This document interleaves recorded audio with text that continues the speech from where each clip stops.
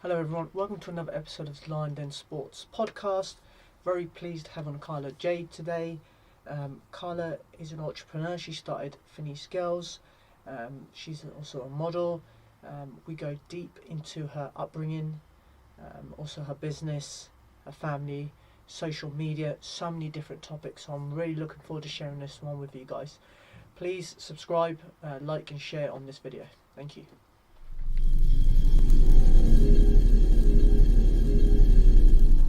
Carla, how are you doing? I'm good, thank you very much. Enjoying the sunshine. Welcome to Portsmouth. Literally. This is your first time here, right? I think so, yeah. You did get Poole and Portsmouth mixed up. Yeah, I did. I'm not. Do you know what? Even before I got Poole and Portsmouth mixed up, it was Peterborough. I was like, I'm going to Peterborough on Friday. No. I was like, yeah. And I was like, I'm not going to Peterborough at all, am I? So, yeah. Who did you say that to? Just one of my friends. I was like, yeah. She's like, what are you up to on Friday? Because I'm meant to be doing some weigh-ins. And I said, can you cover the weigh-in? Because I'm just, in Peterborough. Maybe Poole. Yeah, well, you're international. You go where you want. I don't know where. I just put in the sat nav and that's it. I should have given you another postcode, see where you ended up. That was I'm notorious. I've got better this year. I'd say the past 6 months, I'm better now. But I used to just turn up at the wrong places constantly. I'm so. Is that why you arrived half an hour late today? No, there was traffic. There was traffic, guys. Check that. I was like, yes, there is actually traffic. He can check the the traffic news. But no, yeah, I used to send photographers to the wrong locations. Oh, I had to really knuckle down and sort of focus. That's for your business, right? Yeah, for sure. So tell me more about your Finesse Girls. So Finesse Models. Finesse Models, apologies. Yeah, no worries at all. So we have Finesse Models. That's the sort of the umbrella, and then underneath that we have Finesse Event Staffing, which is our hostesses, event staff, hospitality, things like that, festival staff. And then my little baby is Finesse Ring Girls. So we have the Ring Girls for combat sports, boxing, MMA, all those type of events. But absolutely love it. Love the ring girling. It's my heart. How did that come about? How did you get involved with ring girling? I think so. If I remember rightly, actually, my best friend, I had a Facebook and I was just posting photos all day long. And it's before Instagram was really popular. Yeah. And she was like, babe, it's really not, you posted so many photos on Facebook. Have you tried Instagram? This is this new thing. And I was like, oh, okay, yeah, let's do that. And I literally just made an Instagram account. Then a modelling agency messaged and said, oh, do you want to come and, do your portfolio? Gave me some work straight away, and then I started posting photos on socials, and then this ring girl agency outreached me and said, do you want a ring girl? And then I was like, yeah, fab, and just fell in love with it. I just loved it. So what age was this? So that was, I'd say, about 5 years ago, 6 years ago. So I was working in a school. I was an early years practitioner. Oh. So I was doing that Monday to Friday. That was great. Absolutely loved that. Just started the modelling and bits on the weekends, and then it just got so busy. And I was sort of coming to the end of my sort of schooling career, was thinking about, what do I want to do? I was doing one-to-one support with an autistic child, and he had sort of language needs. He didn't have a lot of speech and stuff. So I was in the room with him all day. He sort of transitioned up to big school and I was I'm lost now. I felt like just a normal person in the room. As you said before, I like to be centre of attention. Yeah. So then more and more work came in. The ring girling picked up. Promoters were saying, can you bring another girl? Can you get some outfits? Can you do this? And I was like, do you know what? Let me just start up as an agency. And also at the time where I joined the agency that outreached me, I was looking for other ones to join, and there just wasn't anywhere. And even things to get into the bigger events and stuff, there was just no, you can directly message a sort of smaller boxing MMA league, but the big ones, it needs to be proper. So I was like, you know what, set up an agency.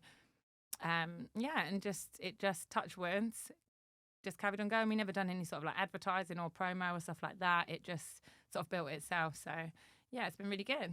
So how long ago did you actually want to start your own business, or you start the Finesse Girls? When did you start that one, the Ring Girls? So that was July 2019. So it's been 4 years. Be 4 years, yeah, this July. Yeah, it's crazy. And we lost some time to COVID as well. We didn't obviously do a lot, but still even that, I'm it does not feel like we've been doing it that long. But then I say we've been doing it that long, and then when I think about the progress we've made and stuff, I'm oh, well, 4 years really isn't that much time at all. So just really happy with how it's going. But again, just want to push it more. I'm always looking for more. I'm never satisfied. So you seem you seem like that sort of character. yeah, I'm always just like more. I'll get something, and everyone's like, "Oh, you must be really happy." I'm like, "What's next?" And they're like, "Oh God." Have you got an end goal, or is it just? I think just bigger and better. Just keep going. So we've just branched out the Ring Girls. So we're doing like European shows. We have Ring Girls in America that we sort of provide to the American shows, but end goal is just sort of having the budget to have our girls, UK girls, flying out everywhere, creating just like a real brand for the girls. Podcast soon. That's been in the sort of like talks for like a year, just always so busy doing something else. So yeah, to get that set up, I think that the girls are sort of thriving for that. They're all great girls. They've all sort of great at talking and things like that. So I think just showcase them to the world, you know. How many girls do you have working for you? So now we've just sort of knuckled down because now we're exclusive. So with the Ring Girls, we only represent girls that are just represented by Finesse. So we just got so much sort of good experiences and opportunities for them this year. We thought like now's the time, knuckle that down. We can look after them more. They can sort of be more loyal to us, and we want to build like a real team now. Whereas it's sort of before we had loads and loads of girls. Now it's sort of like doing a lot of PR and stuff with them, media and things. So just getting them known, having a small little team. But I'd say about 50 now for the Ring Girls. With the hostesses and things, probably up to about 100 we have because it's more sort of they need more girls for the jobs and things like that. So. You were just talking to me just before this, before we sat here, that you got on the phone. The girls are here, what they're doing, where they're at. Yeah. So it's non-stop, isn't it? Yeah. So we've got some weigh-ins today, shows all weekends. So yeah, I'm always like, do this, outfits out. But the girls are amazing. They're sort of great at managing themselves as well. So, and that's what I mean about having an exclusive team. They're familiar with the company. They know what's going on. They go to the events. The promotion know that who they are. You know, they've got outfits already because they keep the outfits with them. They know each other as well, which is nice. It's like, oh, one of the girls actually picked the other girl up today, and she's like, I said, oh, you know, I said, I've popped you in a group chat, and they're like, oh, we've already messaged. I'm just picking her up, and I'm like, oh, it's cute. So that's why I want it, like good, friendly, happy fun, yeah. And I can tell by your demeanour and how you're coming across that you're really passionate about this. Yeah, I'm obsessed with it. Yeah, it sounds like you're really obsessed it's funny with it. because I was like baffled as to why no one else was setting up Ring Girl agencies. And I'd say to my friends, like, I wonder why. And especially like the girls I've worked with, I thought, why doesn't everyone just set up their own agency? Like, why? And for me, I think as well, I'm a real like business person. Not that I don't want to work for someone else, but it's more... I don't know what it is. I just always wanted to have my own company. I think my dad had his own company. Maybe it was just sort of instilled. I used to answer the phones for his computer business when I was like 14. So I think just from then it's been like, you know, get up, get your own business, make sure you've got your own means of earning money, so you're not sort of at the whip of someone else, you know, and I can still do all the things that I want to do as well. And like you said, I'm so passionate about it because I just absolutely love it. But yeah, my friends are like, no, I don't think anyone is this crazy and obsessed with their business like you are. Like, I just love it. It's just, but I think it's a fun business as well. Like, I don't think you get a lot of people that can go to work, hang out with their friends and watch sports that they absolutely love. So always feeling very blessed. Yeah, and watching the girls grow in their craft as well, right? Yeah, for sure. There's girls that have been with us like since the very beginning, and they go off and do their little bits. Like, you know, some do TV shows. We've got some that are in films. We've got our horse riders. Like, everyone does something amazing. So yeah, it's nice to help them sort of blossom and sometimes they ask me for advice, you know, I want to do this, how do we do this? Or they'll come to me and say, I've seen this show, we want to do this, get us on this now. And I'm like, okay, yeah. So it's nice because obviously without them, I wouldn't have an agency. So it's nice to be able to help them as well with a lot of things. And you mentioned some of them are on OnlyFans. Yes, some of them are on OnlyFans because I get asked this all the time, you know, how would you feel about OnlyFans? Are you on OnlyFans? Are your girls on OnlyFans? Have you got a like no OnlyFans rule? But no, I think with everything, you know, like say if we had a girl that was drinking alcohol, no, I'm not going to ban alcohol, but if there was a girl that was on her Instagram every day getting absolutely lashed, you know, doing stupid stuff, I think everything's in moderation. And just so long as, you know, everyone is doing what they want to do and it's making them happy, then, you know, I'm sort of like, do whatever you want. Again, but at the same time, just remember about sort of like we have a presence and a sort of an image to keep up as well. But I think that's just in life in general. As I said, like if the girls were doing anything to an extent where I thought it wasn't good for themselves and the company, I would so just have a little word with them. And just, so it's very important that if you've got them working for you, that they represent themselves correctly online as well. For sure, yeah, definitely. And I think a lot of our clients as well, they expect that too. And it's like, that doesn't mean no OnlyFans. You know, we've got girls that are on OnlyFans and they still can work for all of our promotions and they haven't got a problem with it whatsoever. But it's just, like we said, like the demeanour and how you carry yourself and sort of things like that. And OnlyFans are pulling in a lot of great people at the minute, a lot of high-profile celebs that are endorsing it as well. So, and I can't, breathe for who they're sponsoring. Every time I look anywhere, it's like, sponsored. So, and as well, like they're pumping a lot of money into the leagues some of the leagues I do. So, it's a great thing. You're not going to turn down sort of that sort of sponsorship or money. And the publicity as well, they're sort of pushing out as well. It is a no-brainer. So I just think, everything in moderation, so long as you're happy and you're not hurting anyone else. But yeah. Just doing what you do. That's it. And your company, you mentioned about it. I just want to touch base on it just again, is... So you do a lot of the bare knuckle stuff, a lot of the MMA stuff, some of the boxing stuff. Yeah. Are you looking to get into the mainstream side of boxing, the matchrooms and? Yeah, for sure. So I think end goal is everywhere, every show. Obviously we want the big ones. And I'm just getting our girls out to as many shows and everything as possible. But yeah, definitely the takeover is here now. The takeover is here. Yeah, that's it. I've been I'm quite always like, oh yeah, we're okay. But this year I'm like, no, that's it. We're the best. I don't really care if it upsets everyone. We're here to take over. We're going to just plough through, I think. Do you know what? Was it recently as well that Sky Sports, I think it was, they banned ring girls from entering the ring? That was on Eddie Hearn? I didn't see that. A couple of years back, they said that they banned ring girls for, I don't know why, I can't remember why it was. Maybe it was ethically side of things. Is that, I don't know if you're aware, is that something that was still going on? Has that been stopped? No. Things that are bare knuckle and stuff like that, we don't get in the ring because it's so minging because of the blood. So I can imagine. A lot of the time that's quite normal for us. Like we do the outside cage walk thing. But no, we're usually in the ring. Sometimes there'll be like religious preferences. So there's a lot of Muslim fighters, especially with the MMA and Muay Thai as well. So it will be a preference where they don't want the girls in the ring, but they just come and there's usually a note on the fight card, or they'll come and let us know beforehand, and we don't mind. It's sort of, we're happy to have a little chin wag and miss around. But no, so we're still in the ring. Can't get us out. Have to drag us out. Amazing, man. And I wanted to find out a little bit more about your upbringing.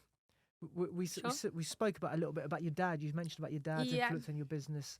How was it growing up in your household? Yeah, so I grew up in Richmond, Surrey. Then we sort of moved to South London, Brixton, Clapham Junction, that sort of area. But yeah, growing up, I just remember my mum and dad's always working hard. So as I said, I think that's where the ethic, my mum has always been like a 9 to 5, just sort of one of them. We just need to make the money and come home. So she's always worked really hard. So that's sort of been instilled in me. But yeah, growing up, grew up with my sister. So lived with her. We lived in London. I think we moved to Milton Keynes in like year 2000. Very different to move up to Milton Keynes. It was very quiet, sort of weird town. But so my dad's job relocated. They bought a house, and I think as well, not that we lived in a really bad area of London, but I think he just wanted us away and sort of, away from the hustle and bustle and the gangs. You might join a gang and stuff like that. Yeah. So, but I'm quite thankful. But I work a lot in London, so it's nice to be able to go back there. But obviously, it's so busy and everything, it's crazy, and then just disappear. Yeah. Before Milton Keynes, I lived in a quiet little village, so I like the quiet life.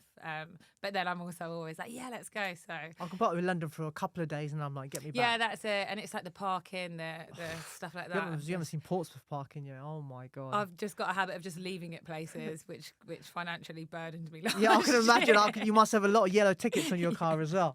I know that feeling. I always pop them on someone else's car and hope they just won't read it and just pay it. Just pay off. And here's another trick as well. Go Maybe on. I shouldn't, but oh no, this is bad. Go on, no, you have to share it. Not this year, because this year I'm a new woman. I turned over a leaf, and I've actually only got 2 parking tickets this entire year. Wow, so we're only April. Well, I mean, if you see my parking ticket folder, That's where your expenses, everything was going on there.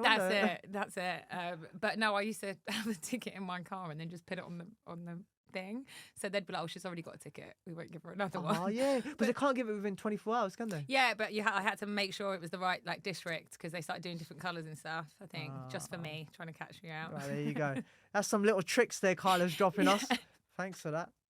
And your dad, what type of work did your dad do? You mentioned earlier, I forgot, sorry. Yeah, so he, when we lived in London, so he's a DJ actually. No way. Until we were sort of, so we had to settle down with his kids. Yeah. So yeah, he was a DJ. Then when we moved to Milton Keynes, he started his own computer business. So just computer repair and stuff like that.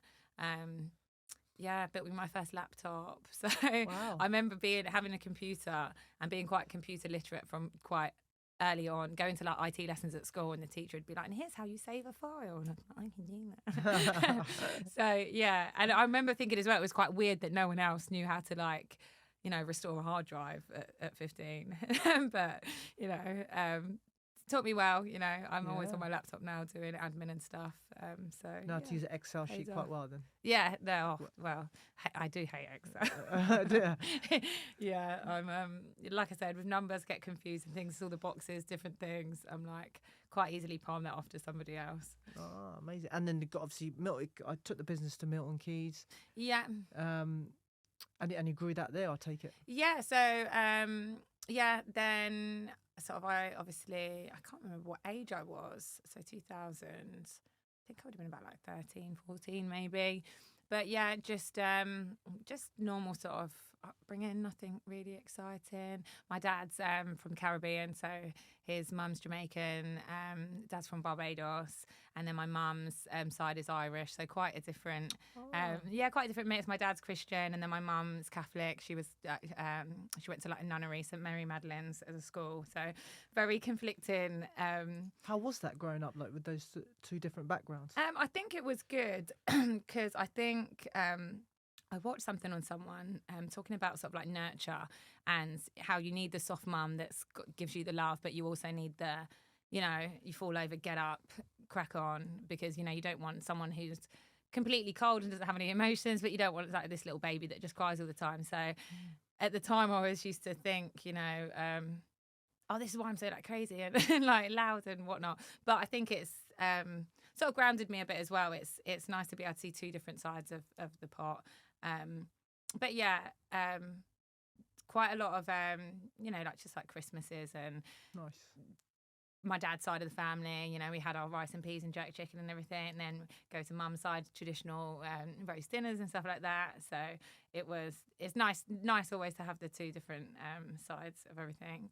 Nice. Yeah, best of both worlds, right? Yeah, that's it. But my dad always used to moan and be like, she's too modern, these kids are too modern. He was quite a very, like I said, he's religious, so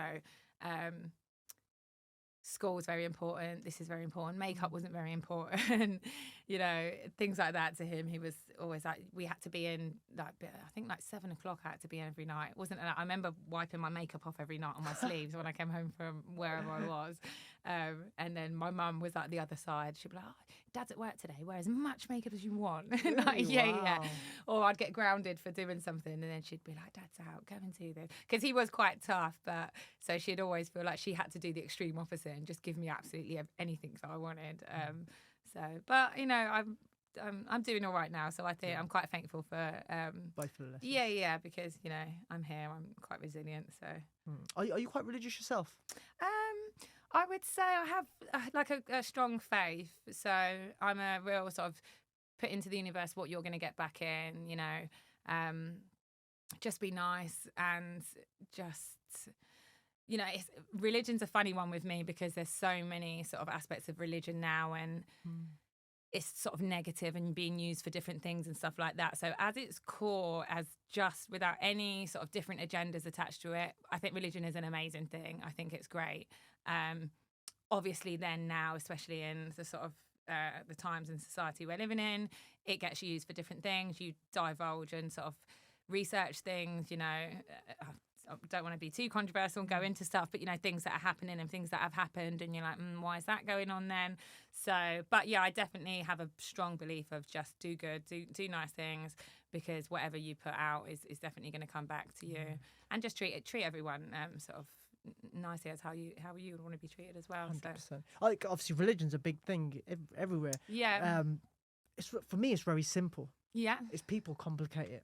Exactly. This is what I said about like the outside things. And that's what stuff. you said. What you said about what you can put out the word is what you get in. Yeah. That's the simple element of it. But there's so many different layers and layers people add to it. Make it complicated. That's it. And I kind think of confuses people. Guilt's a lot of it as well. It's like people think, if you're religious, you have to do this. You can't go here. You can't do this. And especially like in the modern times we are in now, it's quite hard to sort of live this really humble sort of life with no sort of distractions and stuff like that. But I just think, like, just give everyone a break, you know. I think I see people and it's like, oh, you're meant to be this religion, you're not doing this. Oh, you done this, you're not.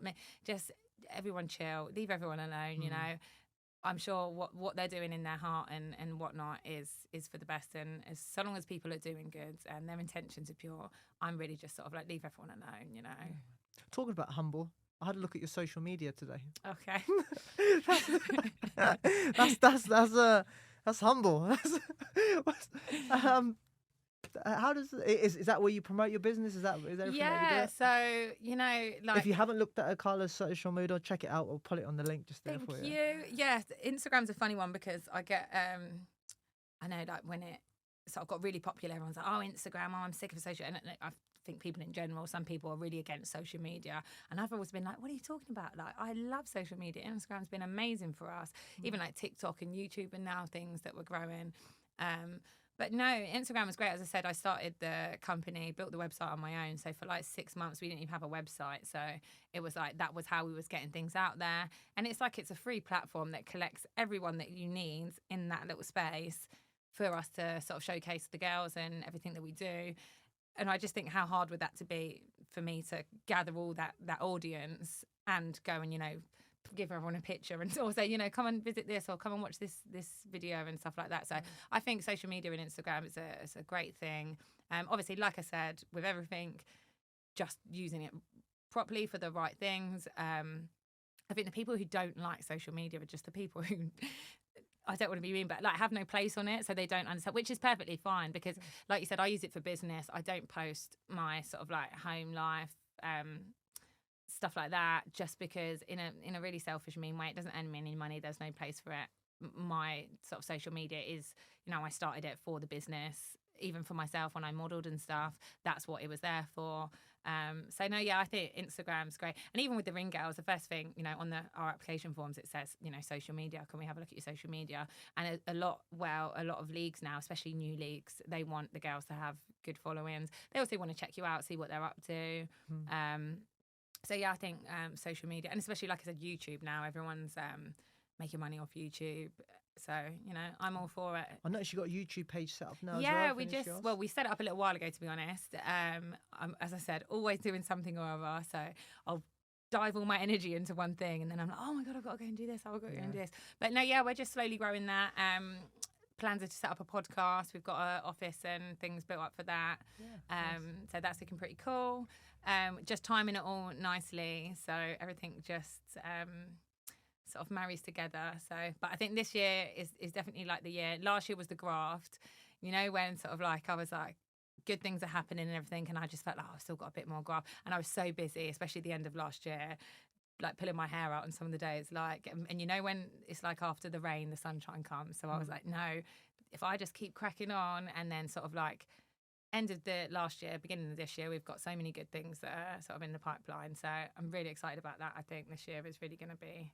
How did COVID affect your business? Oh, COVID. Yeah, COVID just stopped us. Ring Girls stopped us completely in our steps. Even leagues that were allowed the girls there, they sort of steered away from it, which I completely understand, because some of the leagues that we were at during COVID, it was like out of the ring every time, disinfect the entire ring. You know, they had the body sanitizer things on. The crowd had to leave. So yeah, we had a real break from that. The event staff, and obviously the events and things, they all went. We do expos, which are like thousands of people there. So there was absolutely no chance of that happening. Excel, where we do a lot of our stuff, was used as like a COVID hospital testing centre thing. So I was like, okay, wow. no, yeah. So quite worried during it was the Ring Girls. I thought, are they going to come back? Because you know, like when you're cutting numbers, who are the most sort of, you know, if you ask Khabib who's the most useless girls in the building, he's going to say the Ring Girls. I remember saying that once. So yeah, but you know, sort of, I can understand that. You know, who are you going to cut, the referee or the Ring Girl? So at that point, I was like, you know, a bit worried. What we're going to do, and just because I love it so much as well. Obviously, the business has got other areas where we can make money and expand and stuff, and that's what I done. We sort of pushed on the other thing, like our music video models, anything like video production during COVID. For some reason, seemed to be go ahead. I think because it's more sanctioned and smaller numbers and crew and things like that, we were able to crack on with that. Doing a lot of like hotel hospitalities and stuff. So really it sort of like helped me branch out into different areas as well and expand the business. So I'm always trying to like look for a positive in things.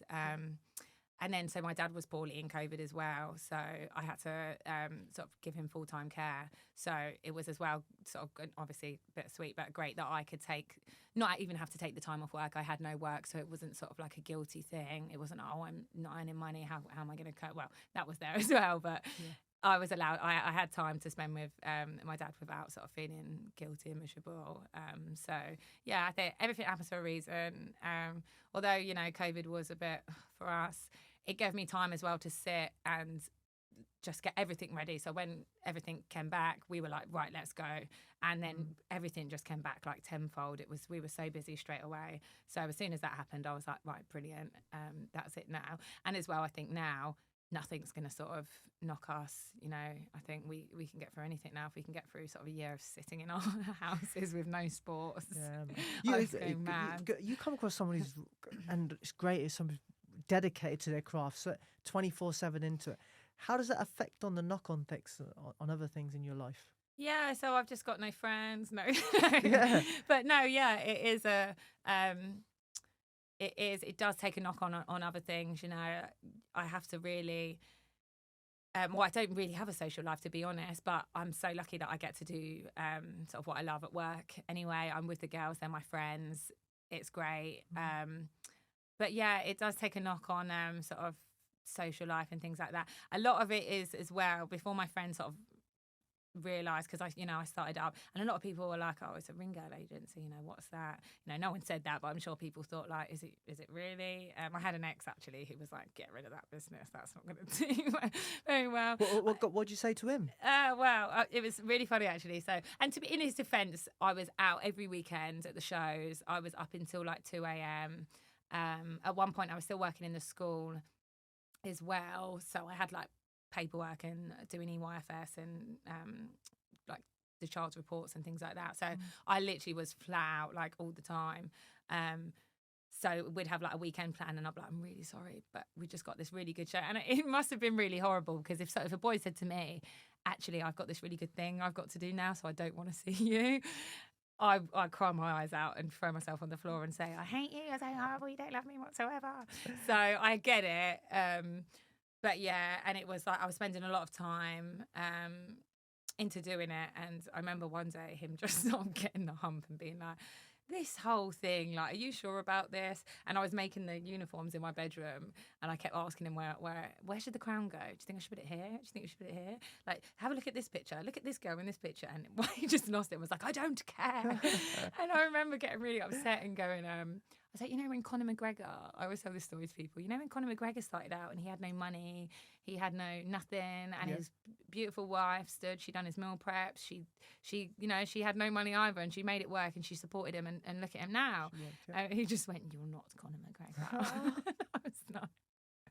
So it is what it is. But like I said, it's that whole like business mind thing. Some people want to be, you know, they're driven and passionate and stuff like that, and some people don't understand it. And I think it was more taken of like, you don't really care about anything but that business. And it is harsh because I do feel sometimes it is true. Like I cancelled my best friend's birthday. I haven't done her birthday weekend in a couple of years because it's like it falls on time of the year. We've always got shows.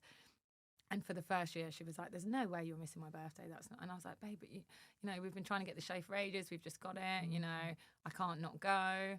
And as well, people are like, "Well, it's your company. Send another girl then. What's the problem?" But because I care about it so much and I want the best for the company, and I know what's best. Things like that have happened, but I think as well it shows who your true friends are, because you know she's my bestest friend ever, and this was like sort of like 3 years ago. She can see how well it's doing now. She's really supported me as well. She like would come and help at shoots and stuff and do photos for me and things. So yeah, it's nice to the people that have sort of stayed and believed in it, because I can understand how people were like, what, this is a, it was more, they were like, what, this is going to be a whole career for you, like what, walking around the ring holding a sign, you're going to buy a house with that, are you? And I was like, well, yeah, because then I'm going to do this, and yeah, I don't think people truly got the vision at first. So Are people starting to see the vision? Yeah, now it's like, oh my God, you're doing so well. Oh my God, I always knew, and it was just like, oh, but you know, it is what it is. And it's sort of like even now on social media, like people who I reached out to for things, and they're like, oh, you know, not in a minute. And now they're like, oh, hey, Carla. And I'm like, not at all. No, thank you. Yeah, you always never forget, do you? Yeah, and it's like I'm not a mean person, so I'm not going to send them hate, but it's sort of like I always, on the other spectrum, just remember the people and like the leagues and stuff that first took me on when I was just this little ski whiff agency. They didn't have to, you know, be with me. And it's always the people that you're with from the beginning who, and a lot of the leagues as well, they've grown with me as well. So like as I've got better, they're getting better. They're doing sort of like international shows, stuff like that. So it's nice for us all to be in the same little thing, having fun and making a success of everything. What type of leagues are you working with? So we do everything. We do like our combat sports, K1, kickboxing, bare knuckle, which is That must be brutal. my right? new little baby. I'm obsessed with bare knuckle. I just love it so much. Oh, that's crazy. Some of the girls are like, they'll be like that, like trying to get away, and I'm like in the thing. Even like last week, we had a we have a show called Combat Fight Series, which is K1. So when there's kicking and elbows, there's always blood. And with BKFC, we're not that close. But this one, it was at York Hall, so I'm sure you know York Hall. Yeah. We're like right up in, and I went like that on my hair, and I was like, literally, my whole hair was just soaked in blood. No way. Just blood, like all, and I kept touching it. I was like, right, it's not going away. And I had to go to the medics and get some, like the alcohol wipes and stuff, because it was just a bit minging. But I do love it, even that. And I'm like, oh, I've got blood in my hair. Would you ever do anything like that? So the thing is, when I first started training and doing pads, I love kicking, and I've got a great elbow as well. Oh, So yeah. Okay, I don't want to get in the way blow of my that own elbow. trumpet, but I do love an elbow and kicks and things. So when I first was like, oh, I want to fight, you know, that was my first route. I was like, shall I do that? And then the girls as well. I always say, like, the girls in combat sports are hardcore. It's like, I said, I can give an elbow, but I don't know if I could ever take one of them elbows. So I think I'll leave that to the true champs. But yeah, boxing, we spoke earlier, so I'll be boxing this year. So training hard at the minute. Yeah, and just putting my all into that. How's training going? It's tough. I'm not going to lie. Welcome to the world. Welcome Do you to the know, world. I was always like as well, you know, when like a really good boxer retires, or they just stop fighting, and I'm always like, why would you stop? I never understood it. Like it's like you love it first of all, the pay and everything. You know, it's a boxer's life. It's a great life. I'm like, why does anyone ever stop? Then when I started training and the dedication, and and my friends, because I've got a lot of friends in fighting and stuff, and they were like, yeah, but you don't understand what it's like to train every day, eat properly, cancel everything else, be tired all the time, have blisters on your feet, black eyes, like. And now I get it, because it's like I'm just exhausted all the time. If I'm not training, I'm tired from training. Things that I like, chocolate and sweets and waffles and stuff all the time, and it's like now I don't even want to eat it. And it's not like a physique thing, but it's like if I go to my training and they tell me to go on the Versa, that's it. Yeah. And I've just had a giant waffle, even like the day before, like I just feel awful for it. So even like fizzy drink, I don't drink fizzy drinks anyway, but sometimes I'll have like a Red Bull or something at work because I'm just knackered. honestly, I think I had 2 Red Bulls. I was like hungover in the morning, like I couldn't, and I went into the gym and I was like, oh God. Boxing does that too, doesn't it? Yeah. So now I'm just, but it's good as well because it's sort of, I'm in better shape. I'm sort of healthier for it. So I'm just quite grateful. But yeah, definitely putting me through my paces. How does your training schedule look then? So I'm probably training like 3-4 times a week, 3 times like boxing, gym. I'm doing like Monday to Friday, taking the weekends off. I've just been sort of like, understood the whole rest thing. No, Carla, you have to rest. You have to just rest. And I'd be like, oh, I'll just go in gym and do legs. And then Monday comes and I'm like, I can't even stand. So now it's like, okay, right, I get it now. Because I'm like a girl, I want a little perky bum. So I'm always in the gym doing my squats and stuff. Yeah. And now I'm just like, no, I want to box. I want to Completely different type of fitness, isn't it? 100% is well. And it's a lot of cardio, a lot of the, I'm fit, but when I started having to do the cardio and stuff like that, it took me a week to sort of, I was like, what do you mean 3 2s? What, sprint? What do you mean? And I'd be like, I've done my 3 2s. And they'd be like, what speed? I'm like, 10. It's like, that's not sprinting. And then I was like arguing for a couple of days. Yeah, but I'm not going to be sprinting around the ring. So why do I need to sprint for 2 minutes? Just do it. Just shut. And the thing is now, it was like for a couple of days, do you want to fight? Okay, then shut up. Get on it. Okay, fine. Have you sparred yet? No, so sparring starts this week. Oh yes, so, you got to send me some fighters of that. No, I'm actually really excited. My friends are like, "You are mad," but I'm literally buzzing for it. So I might say something else when you're like, "How was sparring?" I'm like, "I lost the tooth. I don't want to play anymore." So yeah, no, I haven't sparred yet. So that's this week. But no, I'm ready for it. I think it was just getting my footwork and getting the techniques and the punches and everything. Yeah, that's it. And when you're at school and you have to do all the theory and you're like, I don't want to write anymore. I just want to get on the Bunsen burners, but they make you do all this practical. That's how it's been. And I'm like, I want to spar. And then when I started realizing how much work I needed to do, because I'm like my biggest fan, I'm like, I can do anything. Got in there, I was I'll probably knock someone out immediately. And then you start doing it and you're like, oh yeah, it's a lot more of just, there's a lot more techers involved than to just throw much coordination required, isn't there? Well, exactly, and that is my absolute downfall. I'm the most uncoordinated. Really? And they're like, oh, isn't your dad like Jamaican? Aren't you meant to have all this rhythm? And I'm like, yeah, dancing's not boxing though, but it's more of my brain and my body. It's like they're 2 separate things. Yeah. That takes time. Yeah, but no, I'm really getting better. And as well, I'm thankful as well, because like I said, I'd lose my keys, turn up in wrong locations. It actually really helps with my cognitive and stuff. Really? That's interesting. It's brilliant. Even shouting out the numbers 3 2, blah blah blah.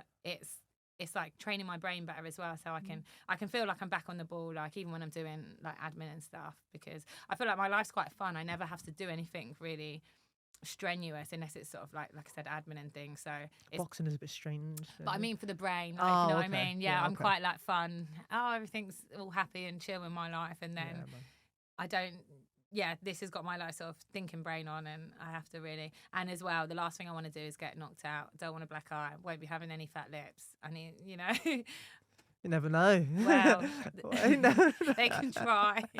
And it's so funny as well because slowly everyone at work, they're like, oh, what you been up to? I'm like, oh, I'm fighting soon. And they're like, oh, I'm like, no, I'm fighting. And they're like, I'm quite excited for everyone to see me and be like, oh, okay, no, she's all right. Because I think they think it's going to be a lot of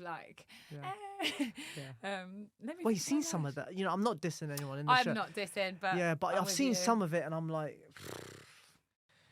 but you're training at a good club, right? You're training at Shoot Fighters. Shoot Fighters over in London. Yeah, they're wicked. I absolutely love them. They're so lovely. I said that's so lovely. I cried the first time I went because it was so hardcore. Who trained you there?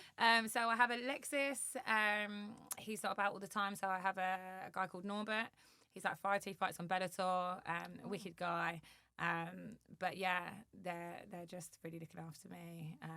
Just putting me through my I think at first I reached out can you train me? They're maybe thought, oh, who's this girl? But I think went in, sort of gave it my all, and they've just looked after me ever since. I'm really thankful for that, because I know I'm sure there's loads of people that want to be in that gym or in any gym or have this experience or opportunity. So I'm just really grateful they took me seriously, because they could have just been like, get out of here, you know. Who's some of the fighters in the gym that you're training alongside? So I think they have quite a few guys. MVP, because we done bare knuckle, BKFC MVP. He headlined that in November. So he's a Bellator fighter. So I think he's there quite a lot. KSI was there. JJ was in there the last time I went in. How's he looking? I always I'm like, what am I allowed to say? Oh, okay. So, no, but obviously he's looking good. People can see he's looking good. Everyone just is always having although it's hard work, it's a great sort of like, you know, they're all like, they all look after each other. Yeah. Everyone knows each other. He just had his WWE thing. Which was fun, yeah. So. Oh, I think I saw clips of that with that Logan Paul guy. Yeah. That looked pretty cool. Yeah, so it's nice to always sort of hear what they're up to as well. Always some crazy random stuff. But it's nice because it's like a proper martial arts gym, so there's proper guys in there. You know, they take it really seriously. Do they have boxing coaches there? Was it? Yeah, so I think Alexis is like predominantly sort of MMA combats stuff, but I think he trains. I can't remember who it was, but he did corner. I'm so bad. Tell me off for this. But he did corner because a boxer. I know it's 1 or 2, and I don't want to say the wrong one. Go on, say one, and we'll see if we get it. No, I'm not gonna. I'll get told off. So, yeah, they've had a lot of great boxers, and I think they've only lost one. Did they have David Hay as well? Oh yeah, they had David Hay quite a while ago as well. Yeah, there's been some wicked. If you go on their socials, some wicked people have passed through their doors. But yeah, so yeah, predominantly martial arts, but they've got their boxing guys in there as well. And yeah, Alexis is wicked. And even Norbert, he's like a MMA Bellator guy, but they still put me through sort of like my boxing stuff. You need that. Yeah, they're very tough with me as well. They're like, I'm like giggly happy. Everyone's always nice to me, you know, like no one ever tells me off or anything like that. Boxing gyms are serious, aren't they? Yeah, oh yeah. They're You're like smiling, no like, shit. yeah. Like legit, my first thing was like I was too close, and it's like get back. I'm gonna start hitting you in a minute. Like get back, and then like I've told you 3 times now. If you don't get back, I'm going to hit you. Oh, and then and you're still smiling. Oh, yeah. And I'm like, oh, okay. And then I'm giggling like, why are you getting so angry? And then it was like took me like 2-3 sessions to sort of be like, no, right, this is sort of game time now. No messing about, get in there. And I'm really grateful of their time as well, so I don't want to go in there and div about and whatnot. But no, I'm just working really hard. Yeah, well, we're looking forward to seeing that later on this year. Obviously, you told me a little bit, but you're not allowed to share it at the moment. Yeah, no, but definitely this year, as soon as, like I said, I haven't started sparring yet, so, you know. It may be quite a while until they get the fitness and stuff like that. Yeah, well, I feel like fitness is there. I just need to. I've never been, punched in the face. Boxing fitness is different though. No, but this is it because I was like, they were like, "How fit are you?" And I was like, "Yeah, I'm all right." And then it's like, "Okay, get on that, do this, row this," and then you're like, "Whoa, it's a different type of like." And as well, it's like now I'm not. I have to run every day, or I feel awful, and I'm not going to get better. No, I have to run. And it's like when my friends see me running in the treadmill now, like I'm sprinting, they're like, "Are you okay? Like, what is going on with you?" Like, and then they're like, "Oh, should we go and do like legs and bums?" I'm like, "No, I need to get this. How do you fit it all in? Because you're training for a fight. Yeah. You got 3 businesses that you're running along the side. I take it you got family that you need to make time for as well. How are you? How does your day? I try, but I do feel like I'll be honest and say everything is on hold at the minute. It's literally just the business, family, boxing, and that's it. That's all really I have time for because if I sort of like I said with the YouTube, we sort of had to push that to the side for a minute because I can't. Like you said, boxing's intense. It's not like a half-assed thing. I have to be sort of in it. And, it takes me an hour to get to training. I train for an hour to drive home. It's like 3 hours out of my day. Yeah, so there's a lot. But I think, just being quite careful with my time and, knowing that certain things are just a waste of time. I feel like a real bore whore. And are you quite early starter? Yeah, so I wake up at like 5 o'clock. My God. I love people that do that. And I've seen so many entrepreneurs and so many business-minded people that say they don't want an average life by getting up 7, 8 o'clock. Yeah. They want those extra 2 hours in the morning to set up their day. Well, yeah, it is. When I get up at 5 and then like the rest of the world wakes up, I'm like, I always feel like I'm winning. I'm like, I've done all of this and I've still got my entire day. But now the boxing is killing me. So 9:30, I'm in bed. Yeah, I'm in my PJs and I'm flat out. Yeah. But I'd rather, be doing that and getting up early and I think it starts you off better if you're. It does. And I don't have an alarm as well. I just naturally wake up. Do you really? Yeah, I need that. But I've set my alarm. Now, this sounds, sorry to interrupt, this sounds crazy. 5 o'clock people do. But I started getting to the phase again at 4:30. Yeah, I don't know why. 4 o'clock's the golden hour. I feel like that's what the special ones do. 4 o'clock. Yeah, don't say that like to me. That's Don't say that to me. I always want to get up because I think it's like between 3 and 4. It's like your prime hour or something. So I'm like, shall I start training in the middle of the day? I'm like, no, you're being weird now. Yeah. But sometimes I wake up in the middle of the night and I'm like ready to go. And sometimes I will just get my laptop out and like do a few bits. That's amazing. And as well, when I wake up as well, I've noticed a lot as well with traveling with the girls and things. As soon as I open my eyes, I'm like, blah, blah, blah, blah, and like I think other people need like a little bit of time to wake up, and they're like, Carla, I'm going to go back to bed for a minute. But you're a morning person, it sounds like. Yeah, I love the mornings. And then we done PFL a few weeks ago, and usually the girls are like, go to bed, shut up, leave me alone, stop waking me up. And the girl, I like woke up, I think it was like 6 o'clock. Had a little lay-in, and she was like wide awake, ready, and I was like, oh, you're right. She's like, oh, I was going to go to the gym, and I was like, no way, you like the gym as well? So we got up, went to the gym, and then we still had the whole day because we had weigh-ins and stuff and chill and stuff. But I'm like, it's the best way. Get up, be active, and just like, I just feel like everything. Just don't waste your life. Like I'd hate to, die. I don't want to be dramatic, but and then there's things that I haven't done, so I'm just really trying to just take the most out of I every love hour. life as well. I feel like as well it's like, but I want to be awake. Like it's great. Like I wake up and I'm like, yes, I'm awake. I can live my life. Like this is my life. So I think it's just lucky that I've got such amazing things to do, and I love my life so much. Is your life different from when you were teaching? Yeah, 100%. Definitely a different world. I wasn't didn't really do the Instagram thing, didn't really have a sort of like following there. Definitely a different world, I think. As well, it's funny how if I would tell people, I'm an early years practitioner, or, I work in a school, you go, oh, wow, I'm a ring girl. Oh, is that, do you hold the rings, the cards? Oh, that's clever. Like, it's a stigma that goes with yeah, it. there's definitely a stigma. So it's nice that I sort of have the business, and then it's like, oh, when you have a business, and it's, but it's not nice that, because I think about my other ring girls as well, and I'm like, just because they don't have a business doesn't mean they don't have businesses doing other things. They can learn from you. Yeah. Oh well, that's nice as well. They can learn from you, and then hopefully develop in another business. Yeah. Maybe hopefully I don't know if you want competition, and No. There's a clause in their contract. You're not allowed to start up any. No, I'm joking. You've got to give them that elbow that you like, yeah. No competition clause. No, but so it's definitely a different field, and as well there was so much paperwork, and obviously now I've got the admin, so that's the same. It's a lot of behind the scenes stuff. But I had a real passion for working with children and things. So, what age did you get into that, working with children? So, or how long did you work in that sector? What made you get involved in that sector? 4 years. So I remember I just started out. I didn't have any qualifications in it, anything like that. Did you do quite well when you left school?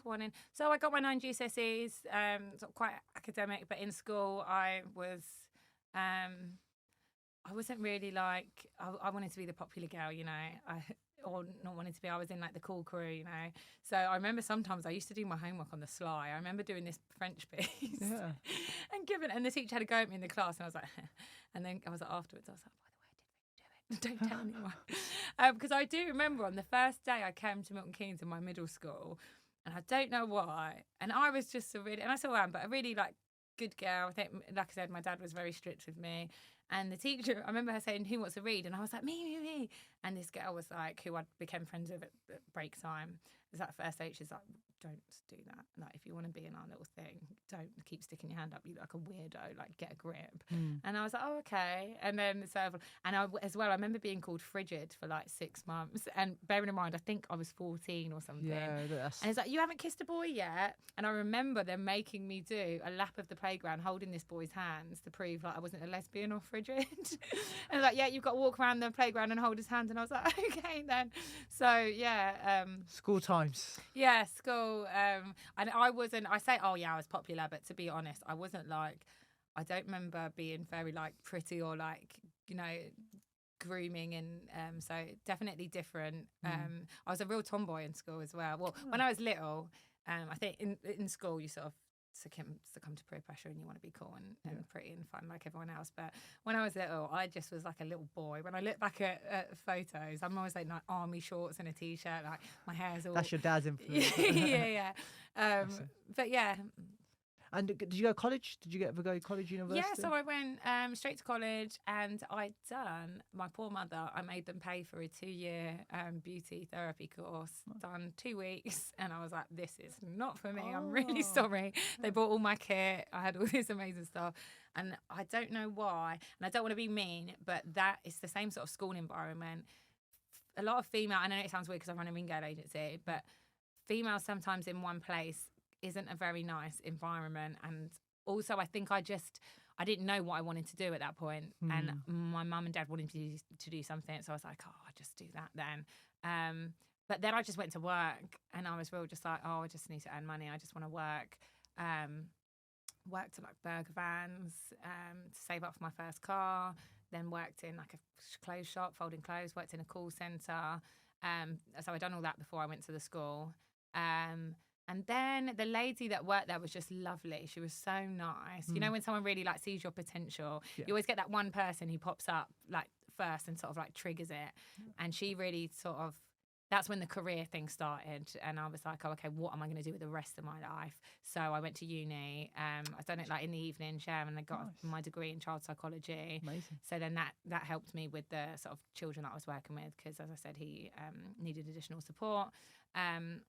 Yeah, so I just done that until I left and started the business and things. But I just remember feeling really lost and not knowing what I was doing, and then or not even feeling really lost, just not really having any business sort of like, oh, what am I doing in the long term?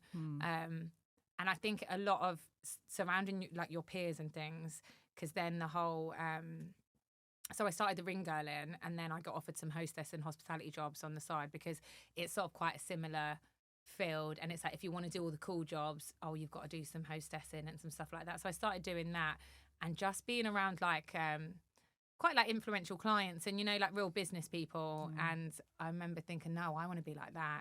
And so we'd do an expo for a couple of days, and then it'd be like last day we'll go out for dinner, and like we'll be in the Shard, and I'm like reevaluating my life, and I'm like, okay, right, oh, so, and I was working for other agencies, so I'm like, right, well, I'm getting paid whatever, I'm doing all of their work anyway, I can like do this on my own. I don't want to earn that little percentage. I want the whole money, and I want to do it times 10 as well, and I want it at 3 expos, and I want it every day of the month. And then I started sort of like kind of PAing for one of the guys. He'd always, you know, if I'd be at the expos, I'd have to go and give. I was just quite good at talking to people, and just sort of, that's where the finesse thing came. He'd go over there and finesse that client for me, please. Going like, you know, the meeting's late. Yeah, wow. Like go and talk to him for 20 minutes, and you know, ask him about the company, pretend you really care, and then because I'm late. So that started, and then the client started coming to me directly for that as well. Then the money and the sort of hostess and event staffing things, the margins are like, obviously with the ring girls, there's only so many leagues and shows and stuff like that. Events stuff is sort of limitless. There was so much. So I think that, yeah, having that shift in peer group and sort of like the people I had to look up to sort of shifted, and then I was like, oh, okay, right, game face now. It sort of introduced me to like the business world and what I should be doing. And then even till like a couple of years ago, again, sort of new people come into your life, sort of give you sort of like a different mindset, and you're like, oh, you're doing that? Oh, I've never thought about doing that. Oh, okay, you know. So I think having a good friendship group or sort of like business friends is very important. So you sort of changed your surroundings to the people that you're around. And I'm not sure if like I changed it consciously, or just the things that I was going for was leading me towards different things, and then sort of pushing me away to other things. Because if I look at sort of like where I was and what I used to do, or, you know, the friends I had and things like that, say like 5-8 years ago, is completely different to sort of now. But I think it's just because I used to get really upset and be like, I wasted so much time. If I'd have started this 5 years ago, I'd be here. But it's everything's Everything's timing. Yeah, that's Everything's what's meant to be will happen. Exactly, for sure. So, yeah, just absolutely loving it, to be honest. What's really interesting is when you did change your surroundings and you did see other opportunities, and that shows you that it can happen. Yeah, for sure. Do you know what I mean? Like, if you change the people that I'm not saying you as you said, you didn't mean to do it, but you're able to learn off people, pick up little things, and then apply that in your own life, and that can have a huge effect. For sure, yeah, 100%. And we used to work in London a lot, so there's a hotel, the Montcalm, and I used to was quite good friends with the guy that run that. So if I had like a day of meetings or something, I'd pop onto the lobby in the hotel. And just even like the conversations I used to have with him, I remember him one day really laughing, and he went, well, you still haven't got a website? Because I was building the website, and I thought it was really mean of him, because it was like 3 months on, and to be honest, 3 months, come on, get yourself a website, Carla. And he was like, you still haven't got a website, and just laughed. And I was like, hey, that's really mean. He was like, well, come on, like, you're a serious girl, you want to be serious, why haven't you got a website? Why haven't you done it? It's been 3 months, what's your problem? And I was like, well, you know, it's money, I haven't got $1,000 to give someone right now, you know. And then it was sort of like people like that, like, no, you're making excuses. And because I was like, oh, you know, can you help me? He knew a load of hotel people. And he's like, oh, absolutely no chance. Not if you haven't got websites. And then I was like, right. Went home. I think it took me like 4 days to finish it off. What did you create the website on? Wix. Did you? Yeah, love a bit of Wix. Still got it now, still the same one. And we get outreach like, oh, we'll redesign the website. They're brilliant, like, those little self. Honestly, it's wicked. Yeah, it runs itself. It's like quite. And then I've done all my SEO, so like Ring Girl Agency, we're page 1 on Google. So yeah, just cracked on with that. And as well, I think it's an interesting business, so it's good for us. It's easier, for us to get, especially with socials and stuff like that. As soon as everything was all set up, it was like, right, here's like my little baby. You know, if you show anyone and they're like, oh, it's amazing, yeah, it's great. So I think really that was a pivotal thing, getting the website done, because it's like I couldn't reach out to like my sort of higher clients that we have now with sort of like, oh, and here's a picture of them in my pocket, this is that website gives that more professional yeah look, exactly. And I think that was a thing that started separating us as well. Hostess inside is quite a professional world, but the ring girl inside, you don't really get that from the ring girls. It's usually sort of like 1-to-1. There are a couple of agencies, but that's what I noticed. No one was really doing a professional, even in terms of like photography and getting content and stuff. Nothing really looked professional. And I sort of noticed as I was taking new girls on, and they were like, oh, I really like the way this works, I've done this before and this was done in this way, it wasn't that good. And even clients, being able to just send a link to a portfolio and stuff like that, like it's so much easier. How much did you invest in a photographer and the whole backdrop and doing the professional photos? It's not, well, I say like, I think we had one shoot that I had to do, and I think I probably paid like £800 for the day, like studio. That's really good. Well, I modelled and done stuff for such a long time. I have a friend in absolutely everything. So thank you to everyone that helped me along the way. But no, yeah. And even with, it's great because obviously all the models, half of them had their own portfolio as well. So, I could just send them to someone. And as well, photographers are really happy to do trade shoots with girls that are beautiful. So, it'd be like, go and get all your portfolio, bring it back to me. I'll get the copyright and sort of model release, and then we can whack it on the website. So that was quite a quick process in terms of like gathering the content and collecting the content and things. We get them together for like content days and stuff like that. But to be honest, they do so much on their own. We don't really have to sort of force them to come in for shoots and things like that. They're always doing it. And when I'm at the Ring Girl shows as well, I'm like behind them constantly of my light and my thing, like just do a little shimmy again. Put it on your Instagram. Yeah. What does family mean to you? Family, yeah, I'm a big family girl.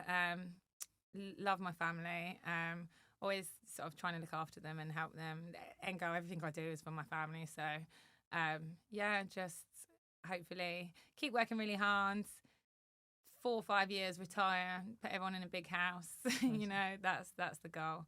Yeah, I think my dad and my mum as well, because she's got like a Irish background. Family is quite big. Yeah, family is the thing that they that was instilled with me, look after your family, don't forget your phone. My brother actually texted me and was like, have I done something wrong? Because honestly, I am the worst person for communication. I've noticed. I'm just honestly so busy. And I also have every notification on my phone set to like, it doesn't pop up because I hate forced communication, which is awful because it's like, how are you running a business? But where I'm so busy, like right now, if my phone was going off and I'd be constantly like, oh, I'm sorry, really sorry. Nothing comes on and I have to go, like literally go into my WhatsApps to see if there's a message there. I'm quite bad. But if it's an email, I'm like on it straight away. And they're like, how have I called you 7 times that you've picked up an email? And Well, at least I know next time I have to email you. Just shoot me an email. But yeah. No, amazing. And I had one last question for you. And Okay. should have asked it earlier, but we were talking about social media. Yeah. I wanted to find out what have you, from your experiences, you mentioned a little bit of the strengths of social media. Yeah. Strengths and weaknesses that you've sort of seen, or the downsides and the pluses of social media. Yeah, I think it's definitely a good topic. There's a lot of downsides. I've spoken quite a lot about the sort of upsides. It gets the girls out there. They can do their partnerships. They can earn money off of it. Even in terms of like socializing, I'm sure people have met great people on Instagram, stuff like that. And as well, bringing people together like that would never, you can DM someone on Instagram, that might be quite sort of like high up or like a celebrity or something. Like, how would you find them in real life? Is your email going to get through? Times like that, Instagram's been great. I think downsides, we've like even had, I think the year before last, we had a couple of the girls. There was this guy that was going around and like, I think he was like setting up fake accounts and pretending to be the girls' friends. And then I don't know if he was trying to meet them or like blackmailing them, but it was really bad. And I think he got quite a lot of prison time for it. And it was in the press and stuff. And it was one of my good friends that she was involved with it as well. And I know it really sort of ruined her because he was sort of ruined her life for a little while. It was quite sort of like she was scared to go out and things like that. So I know there's definitely a sort of nastier side, but like I said, they've done a lot of press and stuff on it. So I think just creating awareness and just making sure you do your due diligence with people. And my first thing, if anyone contacts me on Instagram about anything, I'm like, yeah, pop me over an email. Because that sort of soon deters someone if they're not a real person. Yeah. And then if they do, you pop or company's house nowadays, absolutely everything. You can't sort of hide these days. So, or you're just asking people, can I have some references? Who have you worked with? Stuff like that. But yeah, and then I think also the pressures of social media, everyone, it sort of feels pressured to live this like perfect life and getting all these likes. And I've seen people get really disheartened by Instagram and really sort of, especially like, people be like, oh, the algorithm's changed now. It's not like it was before. I used to be able to get this, and now I don't get this. And so I think it's definitely something that people have to be careful with and to make sure that I always try not to sound horrible, but because even from myself, think about why you're on social media. What is it about? Why are you doing that? Because you can get quite an unhealthy relationship with it. Are you just posting pictures all day long for the sake of it, for sort of to gain gratification from others? Because if that's the case, that's not healthy. You're never going to sort of be happy doing that. It's because it's a competitive world, and stuff like that. And I think so long as you're not using Instagram for things like that, because I think it can be easy to, especially when we've got, like the Kardashians, people like that living this perfect, amazing lifestyle that everyone wants to try and keep up with. Yeah. Girls will literally go broke to get a bag or to go out somewhere and to. Have you ever fallen into that trap? I'll be honest. I say when I first started modelling, it was like the pressures. And it was more like get sucked into that world, if you know what I mean. Like, and then I'd done sort of a bit of reality TV. So I'd done Celebs Go Date in the Mansion. Great experience, brilliant, but it sort of opens you up to like that type of world. And you've just got to be quite strong in yourself and know what you're. With me, I've always used social media as a tool, rather it sort of like use me or take anything from me, if you know what I mean. So I think, especially when the girls are young as well, it's good to have someone sort of showing them and making sure. And my one thing as well is just like, make sure you're earning money, because it's like, you can do all these things, take all these pictures and great, and I look really cool and everyone thinks I'm really cool and that's fab.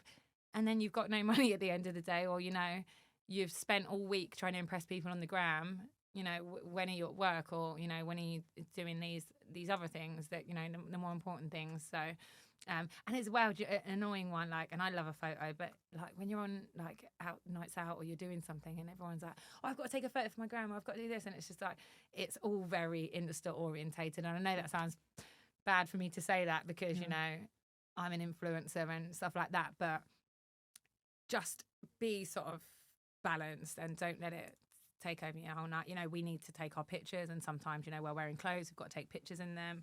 We're at an event that's invited us there, you know, we're getting paid, etc. We have to take our photos, but just don't let it take over your entire life. And, you know, like, just make it. Usually I'm like, right, let's all do our pictures so we can actually enjoy ourselves. Like, get them out of the way now. But I am a sucker for taking videos of my food and making the whole table. Oh, yeah. Yeah, I'm like, wait, guys, I haven't taken a picture of my flan. Like, so, I hate that. I'm like, listen, I just want to tuck into my girl. food. I just want to. Because I know the girls will be watching like, what are you on about, Carla? But yeah, no. Or I'm like, let's do a boomerang with our drinks, and they're like, I'm really thirsty. Has to be done.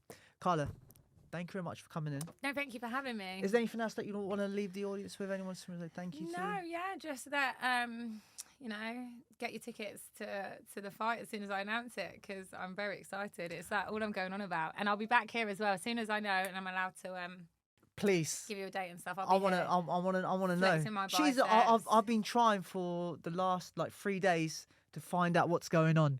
Who's she fighting? When's she fighting? And I feel like I'm giving it away, because now everyone's like, oh, you're at Shoot Fighters. And I think what you say is like, isn't that the YouTubey gym? And it's just sort of like, so I try to keep it under wraps. And there's no particular sort of reason, but I'm like, I want to, you know, when I've got my fight, I'll be like, you know, here's the fight, here's where it's at, here's who I'm knocking out. And here's it, you're knocking out. I love it already. 100%. She started already. I know, it's you know, like, I will be true to my word as well, because I think people are thinking, I hope you're going to back this all up. But no, I'm 100% confident in myself, like the work I'm putting in as well. And when I do something, like you said, I'm passionate about it. It's not for banter. And as well, Shoot Fighters, they're a serious gym. They're not going to put me in. Yeah. Anything until I'm... Did you say there are like 78 fights and only one loss or something like that? Yeah. Just imagine being that one loss. Yeah, no, God, no. Definitely. And I think as well, because I'm a girl and it's like, oh, a little ring girl, I think people like to make examples. So I think it's definitely just getting me ready and making me sort of as prepared as possible. Are you quite big on visualization and meditation?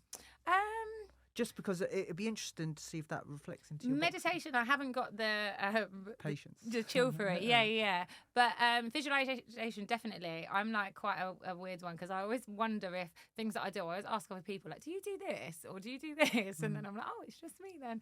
But no, yeah, visualization, definitely. I'll go to bed and I like set up my dreams. I don't know if other people do this as well, but like I think about what I want to dream about, just as I'm like making my hot chocolate for bed or whatever. Because I'm a real believer if you think it, then it will happen. Yeah. Even like I don't like people even saying negative things. Like my doggy brings you down, doesn't it? No, I really do believe speaking things into existence. So the other day I was like, oh, my dog's I can't remember what I said. He was like moping around. I was like, oh, my dog's been really like mopey today. My friend was like, oh, but he is getting old, you know. And I was like, don't say that. Like, and we nearly had an argument. And she was like, all right, chill out. And I went, no, but, and she was like, no, I'm just saying he's got, and I went, stop saying it. Just stop saying it. I don't want to, I'm really sort of like, don't speak negativity into existence. And it's even like with the boxing thing, it really was I sort of like, it all just fell into place like perfectly. It's like, I was like, right, I want to fight. Then I started saying, oh, it wasn't like I was saying to people, oh, I want to fight. I was like, I am going to fight. And I had no fight lined up. I had no gym. I wasn't doing anything. But I was like, no, I'm going to fight.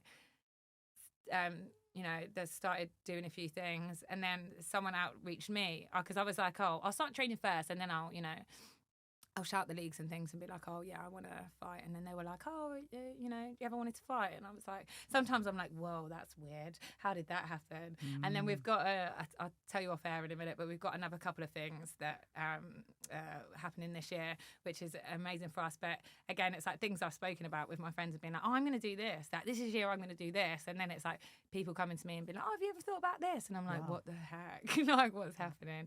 And I really do think like I just worked so hard last year There you go. Yeah, that's it. It's the common theme, right? That's it. Work hard and get your goals coming to exactly. fruition. And then the year before that was a real, like, sorry to bring it down, but like a real depressive one, because I'm quite like, I always want to be real with people. So the year before that, like, my dad passed away. I was just miserable. It's like, honestly, the saddest person you could ever see. I was just crying all day long. So when things like that happen, then I stopped working. I sort of like left the agency for a couple of months, not really doing anything. Then it's like the anxiety and the guilt about that. Oh no, like that's all crumbled. So I took a good 6 months out of just being apathetic, feeling sorry for myself. Oh, I can't do that because I'm actually depressed. But then, yeah, it's sort of times like that, it brings you. So my friend was like, you know, it's like a slingshot, like you have to get dragged right back to be sort of like propelled into the goodness. And this year's been amazing. Last year I just sort of put everything into work. I was like, I'm not going to be miserable anymore. I'm just going to work. And then it's obviously like with my dad dying as well. He was only like 56, so I know it's not young, but I know there's things he wanted to do in his life that he didn't do. So it's like, well, I've always wanted to box. I've always thought about it. You know, if like that thing of if you put something on the shelf and you keep thinking about it, it's something that you should do. So I was like, right, now I'm going to do everything I wanted to do. That's it. I'm going to do it. And I don't know why there's like a real shift in the past couple of years. Like my whole sort of mindset's sort of changed. I think for a lot of things come down to what you've said, is you've changed your sort of environment, the people that you're around. Yeah. You've become a bit more business minded in your sort of thinking, and positivity. Is something that you're big on.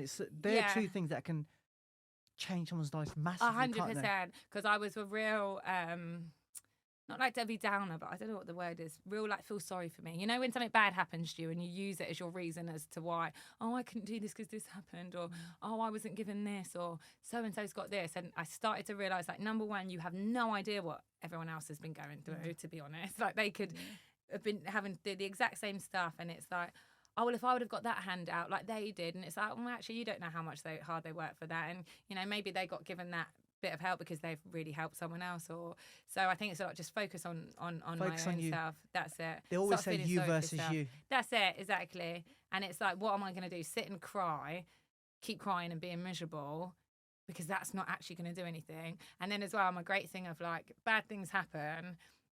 That bad thing's going to be there. If I then spend a month crying about it and letting everything else deteriorate, the bad thing's still going to be there, and then I've absolutely royally messed up everything else around me as well. So just really trying to use everything for sort of, I'm like really, really resilient now. Even like now, so my mum called me literally as was meant to leave here. My uncle just passed away, like literally. So I was like, oh, I don't want to go. I'm not going to go to the podcast today. But I'm like, nope, that's it. Get up, crack on.